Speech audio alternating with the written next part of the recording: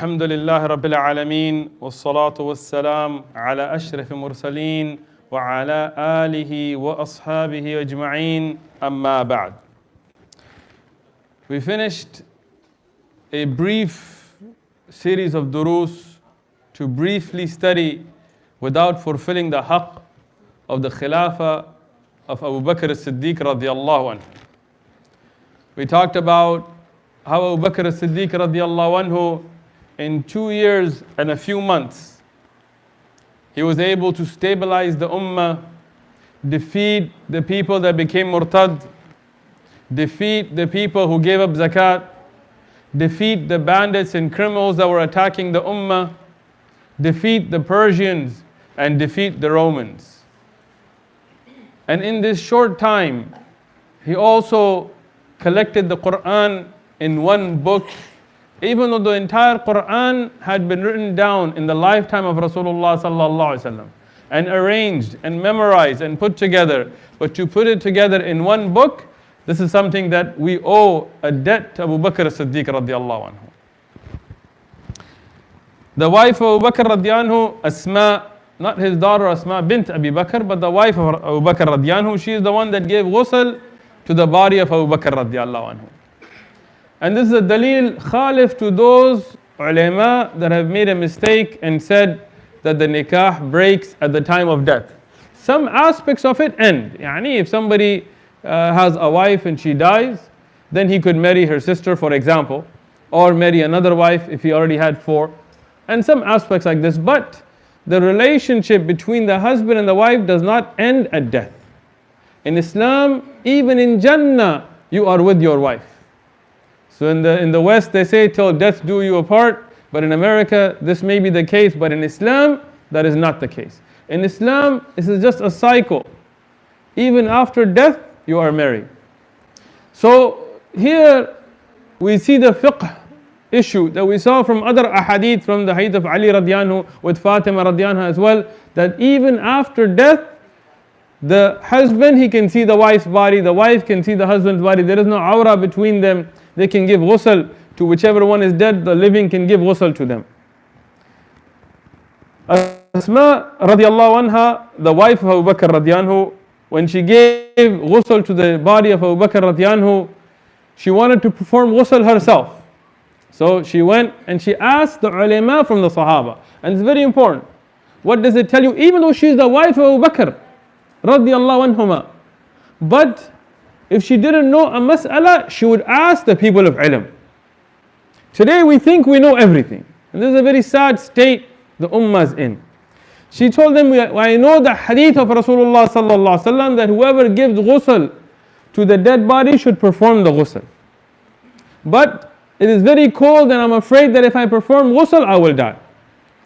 So the Sahaba and the ulama from the Sahaba said to her, this is not the meaning of the hadith, perform wudu and this is enough. And this is something we take from the hadith as well. If you perform ghusl for the dead, then you need to perform wudu. You do not need to perform ghusl. It is mustahab to perform ghusl but not fard. Having finished with that, we begin the Khilafah of Umar ibn al-Khattab radiyallahu anhu. And Umar ibn Khattab radiyallahu anhu, to understand his life, it would take us a long time. So we're going to discuss just the Khilafah, just the period that he was the Khalifa. And his Khilafah will be about 10 years. And it's a very eventful Khilafah. And his life and his Khilafah has great lessons for this ummah. Aisha radiyallahu anha, in the Sahih Hadith, as Shaykh al-Islam Taqiyuddin ibn Taymiyyah has reported, and other a'imma and ulama before him, she said, زَيَّنُوا مَجَالِسَكُمْ بِذِكْرِ Umar. She said, beautify your majalis, your gatherings, by remembering Umar. Subhanallah, many of these riwayat that I will mention, I'm going to make a point, and those of you that are intelligent, you will get it already. But for the simple people like me, I'm going to clarify. Notice who the one reporting is. And you will find most of them will all be from Ahlul Bayt, from the household of Rasulullah sallallahu alaihi wasallam. Aisha radiyallahu anha, the beloved wife of Rasulullah sallallahu alaihi wasallam, is from Ahlul Bayt.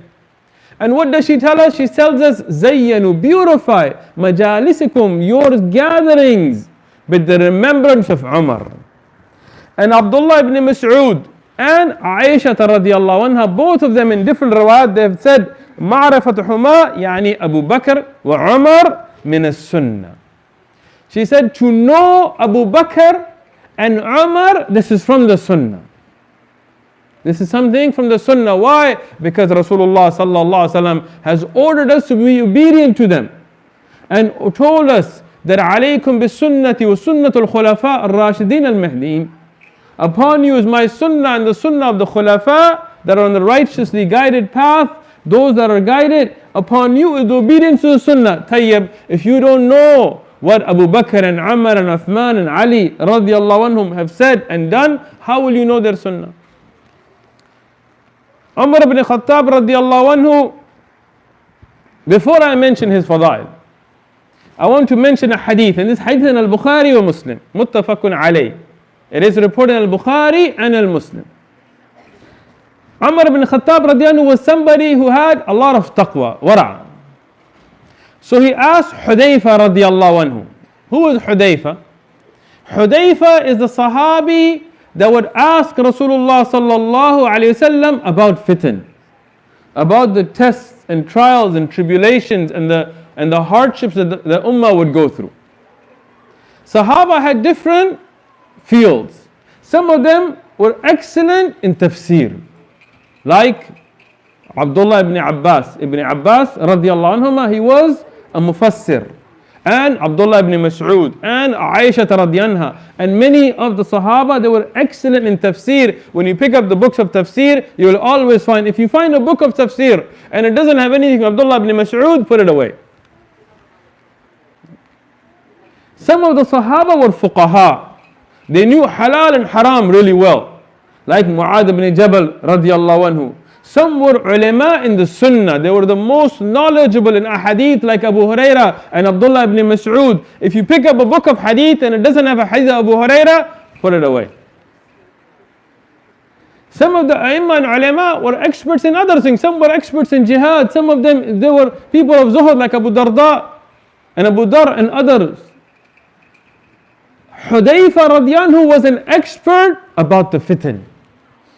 And Rasulullah sallallahu alaihi wasallam told him about things that will happen, that Allah subhanahu wa ta'ala revealed to Rasulullah sallallahu alaihi wasallam, and he informed Hudayfa, some of them to be kept in secret and some of them that were told to the Sahaba. So Umar ibn Khattab radiallahu anhu, he went to Hudayfa radiallahu anhu when he became the Khalifa, and he told Hudayfa, tell me about the fitan. In the longer riwayah in al-Bukhari, فقال عمر رضي الله عنه فقال أيكم أحفظ بقول النبي عليه الصلاة والسلام في الفتن فرواه الحديفة قال يقول بيننا ونحن جلوس عند عمر إذا قال أيكم يحفظ قول النبي صلى الله عليه وسلم في الفتن. Hudayfa radiallahu anhu said, we were sitting with Umar, he asked a gathering, which one of you knows the hadith, يعني the call of a Nabi عليه الصلاة والسلام about the fitan. فقال حذيفة رضي الله عنه أنا. And Hudayfa رضي الله عنه said me. So Umar رضي الله عنه told him, tell me. فقال الفتنة الرجل في أهله وماله وولده وجاره يكثرها الصلاة والصدقة والأمر بالمعروف والنهي عن المنكر. So he told him a hadith. And the hadith is the fitna of a person. Now what is meant by fitna in this hadith is the mistakes, the sins, the tests that a person goes through. And sometimes a person is tested with his ahl, his family. What happens? Your child makes you angry. Your wife makes you angry. Your husband makes you angry. Your brother makes you angry. Now this is a fitna, this is a test. And sometimes, may Allah forgive us, we cross the boundaries of the Sharia because of it. Maybe somebody will tell a lie to win an argument between a brother and a sister, or a sister and a brother, or a husband and a wife. Or a word will come out of your mouth that shouldn't come out of the mouth of a Muslim, or maybe a curse word or a bad word. And it happens. So here it says the fitna of a man, a rajul, because of his ahl, because of his family or his mal. Mal is a fitna, it's a test. Sometimes to earn money, a person will lie, a person will cheat, a person will cross the boundaries of Sharia. Or sometimes to protect that money, or to hide that money, or to hide many of these issues of zakat and sadaqah and things come up in money. Or waladihi, or his children, and sometimes to give your children a good future, a person will break the bounds of Sharia. Or jarihi, or his neighbor. Sometimes fitan come between neighbors, between land disputes, and a person falls into sin. So Hudayfa radiyan, he mentioned the hadith from Rasulullah sallallahu alaihi wasallam. What is the kafara? What is the forgiveness for this? As-salah, to make salah, to give sadaqah, to call towards the good, amr bil ma'ruf wa nahy al munkar, to stop the evil. That these good deeds erase the fitan that come out of these other things. And so Sahih hadith in Al-Bukhari and Muslim. But Umar radiyan, this is not what he meant. Umar radiyan, he told him, لَيْسَ أَنْ هَذَا أَسْأَلُكَ. It's not this that I asked you upon, لكن التي موج تمعوج كالموج البحر. موج يعني the waves or the flow, the one that comes with that kind of a harsh coming like that of the ocean. When you go to the ocean and you see the huge tidal waves coming and they sweep everything away. He said the fitna I'm asking you about is like those tidal waves that come in the ocean. Yani the fitna that would come in this ummah, and the Sahaba were warned about this, where the Muslim would unsheath the sword against the Muslim. And the fighting would begin between the Muslims. So Umar radiyan was afraid that this fitna would come during his time. So he was asking Hudayfa radiallahu anhu about this fitna. Hudayfa radiallahu anhu said, قال ليس عليك منها بأس يا أمير المؤمنين فإن بينك وبينها باب مغلقا. What did Hudayfa radiallahu anhu say? He told Umar radiallahu anhu. Now Abu Bakr radiallahu anhu, they used to call him Khalifatul Rasul, the Khalifa of Rasul sallallahu alaihi wasallam. When Umar radiallahu became Khalifa, they started to say Khalifatul Rasul, and the Khalifa of Rasul alayhi salatu wasalam. And this became cumbersome to say, so they started to call him Amirul Mu'mineen. So he told him, O Amirul Mu'mineen, to Umar radiallahu anhu, don't worry about this issue. Don't worry about this fitan. Because between you and those fitan is a door that is closed, that is locked. You guys paying attention? It's a very important hadith. Stay with me. So Umar radiyan is asking Hudayfa radiyan about those fitan that will come between the Muslims. Hudayfa radiyan tells Umar radiyan, O Amir al-Mu'mineen, don't worry about it. That's not for you to be concerned about, because between you and those fitan that will come between the ummah, there is a strong door that is locked, that is closed. Those fitan will not affect you. فقال عمر أيكسر الباب أو يفتح. Will this door be broken or opened? Now, most of us and most of you don't understand what Umar is saying, but you will understand it. Maybe some of you, Allah subhanahu wa ta'ala has given you the ability to know, or you studied the hadith. Umar radiyan tells Hudayfa, will this door be broken or opened? Hudayfa radiyan who says, قال بل يكسر. No, it will be broken. It will not be open, it will be broken. فقال عمر رضي الله عنه إذا لا يغلق أبدا. If that is true, it will then not be closed ever. In another riwayah, he asked Hudayfa radiyan that if it is broken, can it ever be closed? Hudayfa radiyan says, not till the day of judgment. Now, the riwayah in Al-Bukhari, if you read Fath al-Bari, in the riwayah itself, it mentions that the Tullab ilm, the Tabi'un, that were sitting with Hudayfa radiallahu anhu, that were the students of Hudayfa radiallahu anhu, they were afraid to ask the meaning of the bab, of the door. What is meant by the door?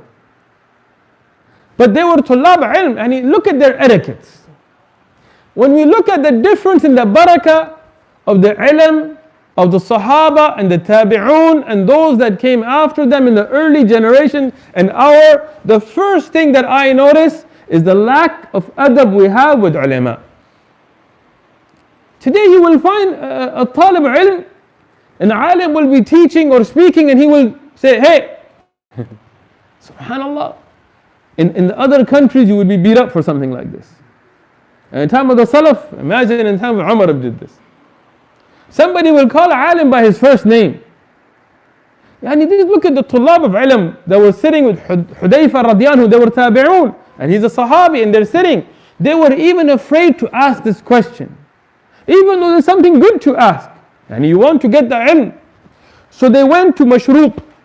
Mashrooq, he was a tabi'i and a major student of Hudayfa radiallahu anhu. Very close student. We mentioned him in the Durus al-Fiqh and things before. Mashrooq, rahmatullah alayh, a great alim, a tabi'i, and he was very close with Hudayfa radiallahu anhu. He went to Hudayfa radiallahu anhu with the best of manners. With the best of manners. And he asked him, what is meant by the bab, by the door? Hudayfa radiallahu anhu قال الباب هو عمر. This door is Umar. Mashrooq, he asked Hudayfa, does Umar know what you meant by the bab? Like, does he know what you meant by the door? Hudayfa radiallahu anhu said, Naam. Hudayfa radiallahu anhu said, this is a hadith of Rasulullah sallallahu alaihi wasallam. I'm saying this is not kalam like our speech. And Umar huwa a'lam minni. He knows more than me. So he understands the hadith. Then in the sharh of this hadith, the ulama explain. What does it mean? It means Umar was the one that Allah subhanahu wa ta'ala stopped the fitan through him. Through the Khilafah of Abu Bakr and Umar, you did not find any fitan between the Muslims. In the end of the Khilafah of Uthman, you will see some fitan, but the sword is not unsheathed by Uthman. And as we'll discuss later. And then you saw the fighting that begins between the ummah. This is the fitan that Rasulullah sallallahu alaihi wasallam warned us about. So as long as the door of Umar is stopping the fitan, this fighting will not happen. What is meant by opening or breaking? Umar is asking a question that he knows. He's asking, will I be killed? Yani breaking of the door. Or will I die naturally? Yani opening of the door. Hudayfa radiallahu anhu is giving the glad tidings of shahada to him. He tells him that it will be broken. Yani you will become shaheed. Which was a glad tiding given to him by Rasulullah sallallahu alaihi wasallam before. As in the hadith of Uhud. Now, what will happen once Umar is killed? And at the time of Khilafah of Uthman, when the fighting begins between the Muslims, that door will never be closed. And we see it till today. That fitan is going on. Umar radiallahu anhu, when you look at his fadail, it is enough to say that he was the one that Rasulullah sallallahu alaihi wasallam said that I saw a dream. In the Sahih Hadith, he said, I saw a dream that people were going and Umar, he was trailing his thobe behind him. It was long. When the people asked the meaning of the dream, Rasulullah sallallahu alaihi wasallam said the meaning is ilm, is knowledge. In another dream, Rasulullah sallallahu alaihi wasallam said, I saw there was a well of like a yogurt drink, and people would take from it, like the different Sahaba would take from it. And Umar was taking so much, like with both hands, he was gobbling it up. The Sahaba asked, what is the meaning of this? He said, ilm, knowledge. When you look at Umar radiallahu anhu, he was a qadi amongst the Sahaba during the lifetime of Rasulullah sallallahu alaihi wasallam. During the lifetime of Rasulullah sallallahu alaihi wasallam, he would send Umar to go give a fatwa or to solve disputes amongst the Sahaba and amongst the Ahlul Dhimma that were in Medina. Umar radiallahu, his kunya is Abu Hafs, even though he's not well known by his kunya. For example, if I told you Abdullah ibn Uthman radiallahu anhu reported a hadith, how many of you know who Abdullah ibn Uthman is? 1, 2, 3, 4. We just did a whole series on Abdullah ibn Uthman. Who is Abdullah ibn Uthman? Abu Bakr radiallahu. His father's kunya is Abu Quhafa, but his actual name is Uthman. And his name is Abdullah. So if I said Abdullah ibn Uthman, his name is actually Abu Bakr. But he's famous by his kunya Abu Bakr. Umar ibn Khattab is not famous by his kunya Abu Hafs. One of the misconceptions we have is that he's called Abu Hafs because of his daughter Hafsa. But researching this issue, I found that this is not the case. He was given this kunya even before he had a daughter named Hafsa. What is the meaning of Hafs? The meaning is a young, strong lion. Arab, they have a lot of names for lion. And each one of them has a different meaning. Hafs is a young, strong lion. Like Bakr is a strong, young, strong camel. Abu Hafs was his kunya because of his strength. His name is Umar ibn al-Khattab. Al-Khattab is his father. Ibn al-Nufayl, Ibn Abdul Uzza, Ibn Riyah, and his lineage goes up to where it is connected. يجتمع مع رسول الله صلى الله عليه وسلم في الكعب ibn Lu'ay. Ka'b ibn Lu'ay, who is from the ancestors of Rasulullah sallallahu alaihi wasallam, the lineage of Umar, it goes and meets the lineage of Rasulullah sallallahu alaihi wasallam further up at Ka'b ibn Lu'ay. Umar ibn Khattab radiallahu, if you look at the books of Tariq that describe him, his Shuma'il, they mention that he was very physically strong. Even though he wasn't overweight, but his physique was strong. But he was on the heavier side, and he was heavier than average.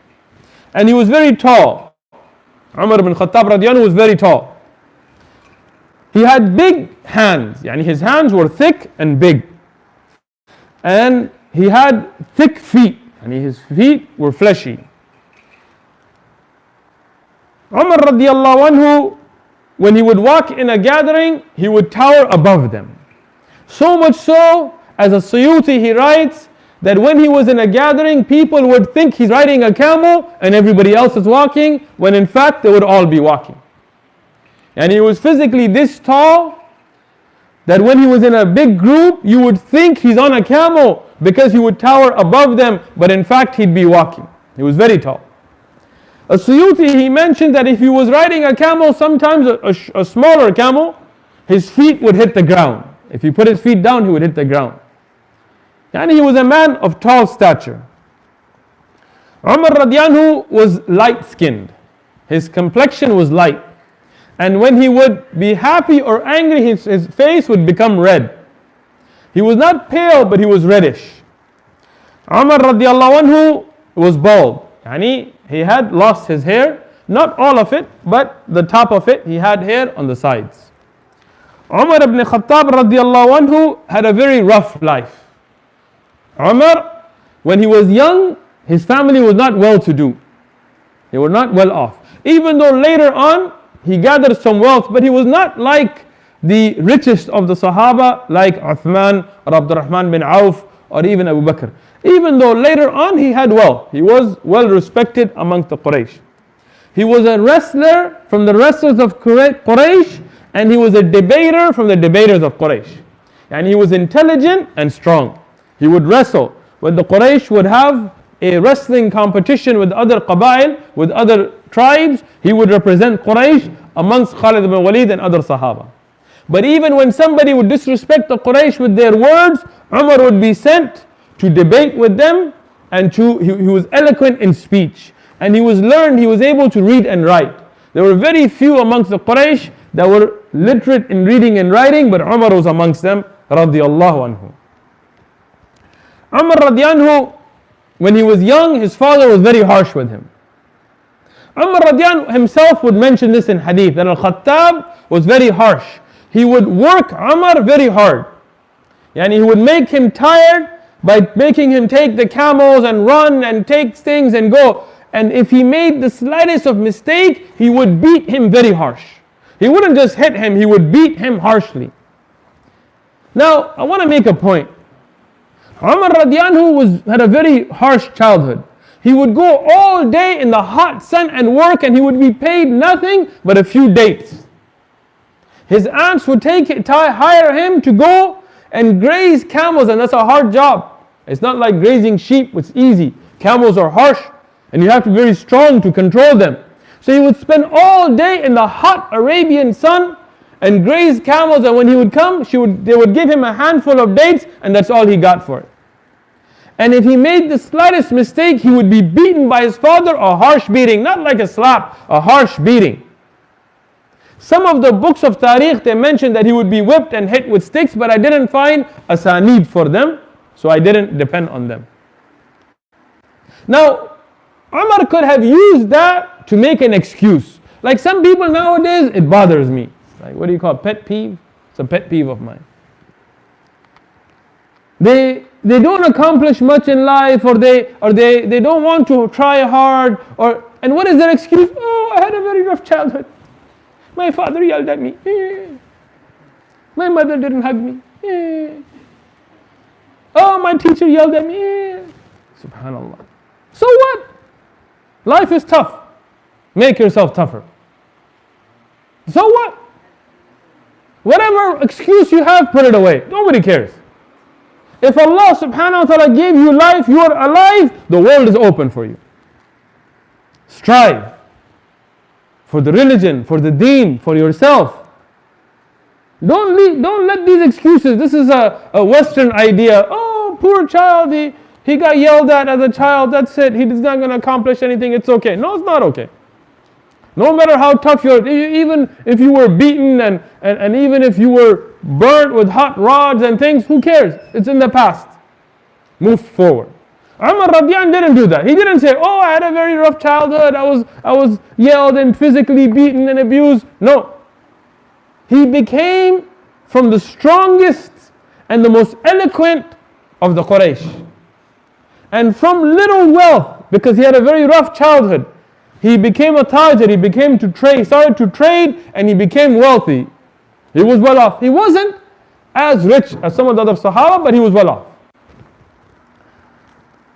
Umar radiallahu anhu once, when he was Khalifa, he got up to give a khutbah. He got up to the member. He got up, he praised Allah, sent the salutation of Rasulullah sallallahu alaihi wasallam, and then he said, oh Umar, who is he speaking to? Himself. He says, Ya Umar, oh Umar, remember when your aunts would send you to graze the camels, and you would have nothing but a handful of dates, and it's the smallest mistake your father would beat you, and you would take camels and you would lose them. And he spoke to himself, and then he got down from the khutbah.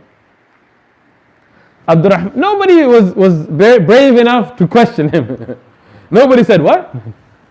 Later on, Abdurrahman ibn Auf, great Sahabi, he told Umar, what did you do? And you gave a khutbah, all you did is dispraise yourself. You made yourself low. What was the point of that? Umar said, a shaitan came to me. And he said, oh Umar, look at your beginnings, but now you are Amir al-Mu'mineen. Is there anybody more honored than you today?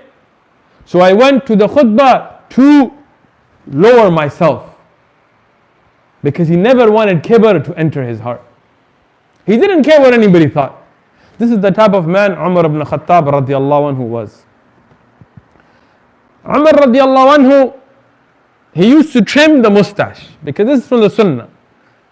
Some of the people today, they brought this weird bid'ah into the ummah. They say you should shave the beard and leave the mustache. And you go to some of the Muslim countries, you just see these big, thick, disgusting, horrible mustaches over their lips. And then they think, I'm a man. We remind them of hadith in Tirmidhi that a delegation came from Faras to Rasulullah sallallahu alaihi wasallam, and this hadith is Hasan li ghayrihi. When Rasulullah sallallahu alaihi wasallam saw them, he turned his face, he turned away from them. He told them, "What have you done to yourselves?" They said, "What?" He said, "You shaved the beard and you let your mustache grow." They said, "Our king in Persia, he ordered us to shave the beards and grow the mustache." Rasulullah sallallahu alaihi wasallam was so disgusted by them, he wouldn't even look at them. Today you say, "I'm Ashiq Rasul." Big thick mustache dragging, beard shaved that morning, twice a day. I love Rasulullah sallallahu alaihi wasallam. Rasulullah sallallahu alaihi wasallam wouldn't even look at you. Rasulullah sallallahu alaihi wasallam turned his face. He told them what? He told them, "My Rabb has ordered me to trim the mustache and grow the beard." What happened to our ummah today? Umar radiyan used to trim the mustache, but he left the sides of his mustache grow. He left the sides, mine are not grown. He left his sides of his mustache, even though he would trim them, not to go over the lip, but he let the sides grow. And when he would be upset, he would twist them. He would twist the sides, and that's how you knew Umar was angry. And this is from the sunnah of Umar. If somebody does it, there's no problem with this. Umar radiyanhu, when he would walk at a fast pace. He wouldn't run, but he would walk fast. And there's also the sunnah of Rasulullah sallallahu alaihi wasallam. They would be leaning forward and they would be walking fast. Umar radiyan would always be motivated, like he would always have a goal, so he was always moving. Once he saw a Sahabi moving very slow, like walking real lazily, Umar went and hit him. First he asked him, "Are you sick?" He said no. Then he hit him lightly. He told him why. He said, "Don't you have anything to do? And you're a Muslim, you have things to do. Why are you walking so slow? Come on, this is not the point of walking. Go, get to where you need to get to and do what you have to do. Don't waste time." So Umar radiyan, he was always active. They said about Umar, he had a strong voice. When he would speak, he would be heard. And when he would hit hard. It personally annoys me too when somebody hits, but they're like, either don't hit, and if you hit hard. When Umar, he spoke, he was heard. He wouldn't mumble. Me, me, me, me, me, me. And when he wouldn't lightly hit, if he hit hard. Umar radiyanhu, he was called Al-Farooq. Al-Farooq, min al-faraq, the one who differentiates, separates between the haqq and batil. Who gave him this laqab of Al-Farooq? Rasulullah sallallahu alayhi wasallam. And we'll discuss his Islam later and when he got this title. But know that in Sahih Ahadith, Rasulullah sallallahu alayhi wasallam gave him the title of Al-Farooq. Umar radiyanhu said, "I don't want to live except for three things." Yani life has no value for me. I don't care about life. I would rather be dead except for three things. And there are two ahadith on this. I will mention both of them. In one of them, he said the first, sujood to Allah. Making sujood to Allah. He says, "I love to make sujood to Allah. I love to take my head and make sujood in dust. And when there is dirt, to humble myself to my Rabb." He said, second, I don't want to live except to have pious children. Pay attention to this. He said, I don't love life. In another riwayah, he said, I wouldn't have married if it wasn't for my desire to have children. He said to have pious children. In a third riwayah, he says, I love to have children that when I see them, they are obeying Allah subhanahu wa ta'ala. What a beautiful saying. I know you guys want me to rush to get to the battles and things, but I'm not going to. You don't have to come. What a beautiful saying. Honey, what is the value of life except pious children? Wallahi, if I knew my children would become mushrikeen, I'd kill them now. You guys don't like it, don't like it. You want to arrest me? Arrest me. My children are here, let them hear it. If I thought you would become mushrikeen, wallah, I'll kill you now. If I see them in skinny jeans, I'll shoot them myself. I'm telling them in front of them. You pluck your eyebrow, wallah, I'll shoot you. Okay. Oath by Allah. Pious children. If your children are away from the deen, what's the point? But if your child is pious, wallahi, from the hadith of Rasulullah sallallahu alaihi wasallam, you will be dead. They will be making dua for you. You will be getting their good deeds in the akhirah. So if you are a parent, worry about the tarbiyah of your children. If you leave them without tarbiyah, if you didn't fulfill that haqq of tarbiyah, then their sins will be on your head. If you fulfill the haqq, khalas. And if you fulfill the haqq and Allah guides them, they will be a blessing for you even after your death. I don't want anything from my kids except to make dua for me after I die. I don't want them to earn from me or any of those things. And if I think you didn't, I'll come for you after death. Third, he said, sitting in the gatherings of the people of ilm. Sitting in the gathering where somebody says something that I can learn from. What a beautiful. This is Umar ibn Khattab. But he loved to sit in a gathering and listen to somebody else say something beneficial that he can learn from. There is another riwayah where he mentions three different things, and I will mention them as well. Where he said, and that's a longer riwayah where Rasulullah sallallahu alaihi wasallam mentioned his three, and Abu Bakr radiyan mentioned his, and Umar and then Uthman. We'll mention parts of it as we go. In that one, Umar radiyan said, I love only three things in life. One, Amr bil Ma'ruf, to invite towards good. And second, to stop what is evil. And third, to wear clothes that are worn out for the sake of Allah. Even Umar radiyan used to dress well, but he would wear out his clothes in ibadah, in jihad, in working for the sake of Allah subhanahu wa ta'ala. Umar radiyan was 13 years younger to Rasulullah sallallahu alayhi wa sallam. And he was the 40th person to become Muslim. And he was 27 years old when he came towards Islam, or when the Nabuwah began. And he was 18 years with Rasulullah sallallahu alaihi wasallam as Sahabi. When we speak about the Islam of Umar, we'll discuss some of the riwayat later, and their sihha and their da'af and all of that. But I will mention one just to understand the personality of Umar. And this is mentioned by Imam Ahmad in Fadail al-Sahaba, in the Sahih al-Sirah. Ibn Ishaq and others have mentioned his authentic riwayah. Umar radiyan had a sister, her name was Abdullah. And this is not the hadith about Fatima, his other sister, and her husband named Sa'id ibn Zayd. We'll mention that hadith later. Abdullah was his other sister, and she had also become a Muslimah. And this was a time when they were making hijrah to Habasha, the first hijrah. He came to her and he saw she was packing. And this was a secret hijrah. But this is the sister of Umar. He told her, where are you going? And this was a time when he was very harsh against the Muslims. But she wasn't afraid of him. She said, we are going to travel in the world, in the ard of Allah, in the world that's controlled by Allah, to make the ibadah of Allah, because you don't let us worship Allah in our own land. Umar ibn Khattab radiyan, instead of getting mad, he had a soft heart. Umar is strong, but his heart is soft. He saw this woman, that she's going to now leave her house, his own sister, and go to the hardships of travel only for the sake of Allah. So he told her in one of the riwayat, he said, may Allah be with you.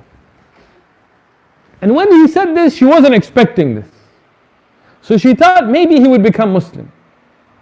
So when her husband, and his name was Amir, when he came home, she told him what happened. Amir, he told his wife, the sister of Umar, do you have a idea in your heart that Umar may become a Muslim? She said, yes, he may be. He said, don't think that. The donkey of Al-Khattab will become Muslim before Umar. How harsh Umar was against Islam at that time. And we'll talk about that later in the durus. But I want to mention something, and we're talking about the fadail of Umar. We find some of the jahil amongst us today. May Allah protect us. And this is a sad situation nowadays. I have to address it. You get like a young kid, maybe 17, 18, just graduated from Crawford or Horseman or someplace like this. Just example. And he never studied Sharia, like he never went, never sat with ulama, but he got on YouTube, unfortunately. Or maybe something talk or something else, website, something publications. And they start to read little snippets. And now, instead of sitting with ulama and learning, now they think they're ulama, mashallah. And now they're, this hadith is da'if, this is this, you are mudil, you are this, and became ulama of jarh wa ta'dil. And just by watching 30-second videos. Even if you send them our videos, they're not patient enough to watch it. So in our video, they don't have that time.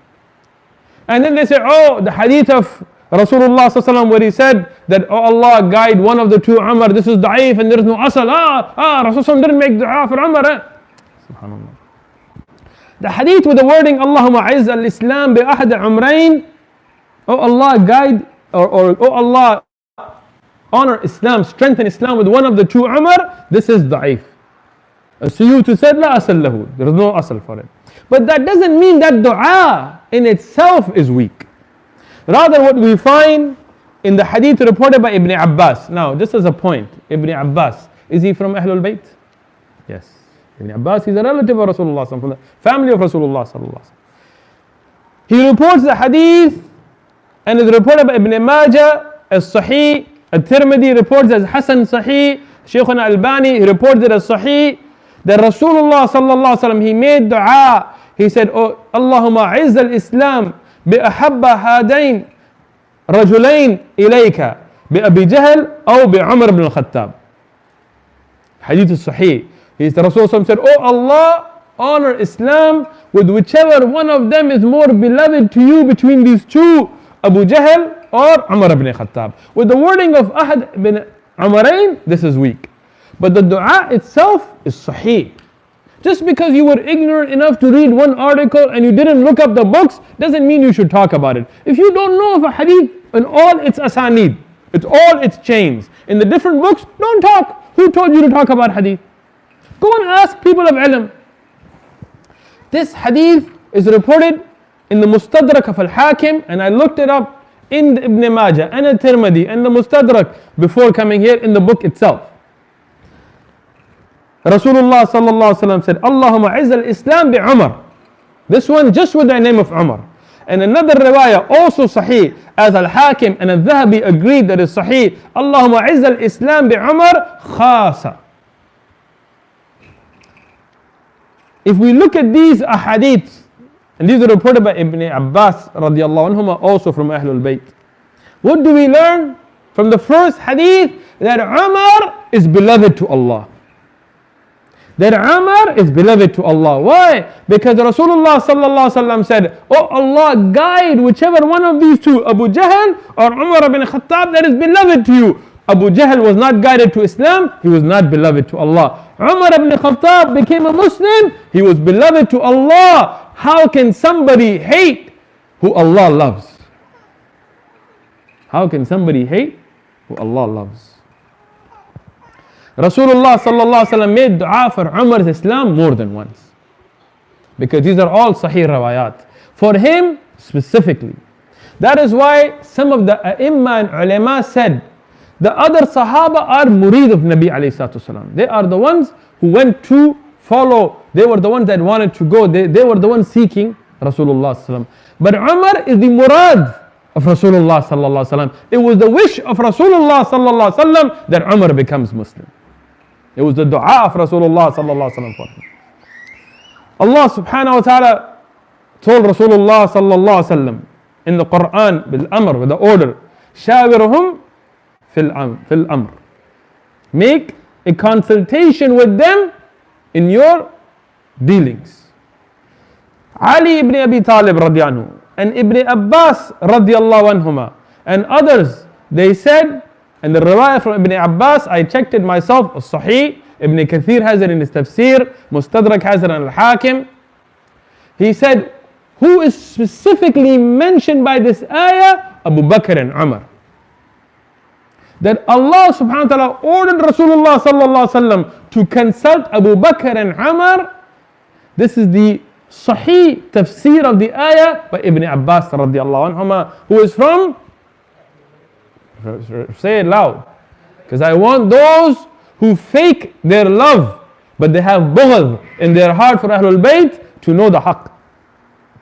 Ali ibn Abi Talib radiallahu anhu said in the riwayah by Tabrani, Ibn Abi Shayba, Abdul Razzaq, Imam Ahmad has it in Fadail al-Sahaba, Al-Arnud said it's qawi, strong hadith. Ali radiallahu anhu said that when you mention the Salihin, the pious, begin with Umar. Who said this? Ali ibn Abi Talib radiallahu anhu. Is he from Ahlul Bayt? He said begin with Umar because we had no doubt that Sakina would come down on the lisan of Umar. Wisdom and peace and tranquility would come on the tongue of Umar. Ali radiallahu anhu, he mentioned, as the riwayah from Imam Ahmad in Fadal al-Sahaba authentically, he said the best of this ummah was Abu Bakr and then Umar. Aisha radiallahu anha and others, they mentioned this as well. Al-Bukhari and Muslim, they have a riwayah. And I will mention this and I will end today with this. This riwayah is muttafaqun alayh. It's reported in Al-Bukhari and Muslim. Sa'ad radiallahu anhu said, some of the women of Quraysh, they came to Rasulullah sallallahu alaihi wasallam and they were asking for things. And their voices, like they wanted zakat and sadaqah, and their voices started to raise. I mean, they would get loud. Sometimes when people are asking, they get loud with you. I don't know why. Rasulullah sallallahu alaihi wasallam was very soft. He was soft-hearted. So he was dealing with them calmly. And other Sahaba were sitting with them calmly, telling them to lower the voice, trying to deal with their needs. They weren't like angry, but they were begging loudly. Umar came, and when they heard Umar, he asked permission to enter. And when they heard the voice of Umar, they became quiet and covered themselves. So Rasulullah sallallahu alaihi wasallam smiled.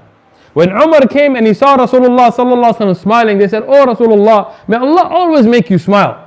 And when they saw Rasulullah sallallahu alaihi wasallam became happy, they would become happy. So why are you smiling? He said, Umar, these women, they were speaking loud. When they heard your voice, they covered themselves, they lowered their voices. Umar, he became upset. He said, you have more haqq. Yani anta ahaq, you have more haqq, O Rasulullah sallallahu alaihi wasallam, that they should cover and lower their voices from you than me. Rasulullah sallallahu alaihi wasallam said that, O Ibn al-Khattab, O son of Khattab, I swear by the one in whose hand is my life, that if a shaitan was going on a path and he saw you coming down that path, he would change to a different path because of you, O Umar. Umar radiyan slapped shaitan, we'll talk about that later. But this hadith in Al-Bukhari and Muslim, that Rasulullah sallallahu alaihi wasallam said that if shaitan sees Umar coming down a path, he will change his path because of the iman of Umar and the ru'b of Umar.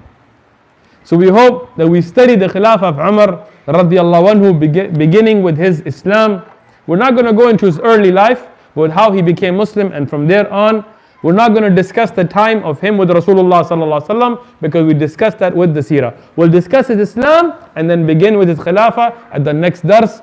And as Aisha radiallahu anha encouraged us, زَيَّنُوا مَجَالِسَكُمْ بِذِكْرِ Umar, that beautify your majalis with dhikr of Umar. So we encourage everybody to come and encourage others to come and do. Jazakumullahu khairan.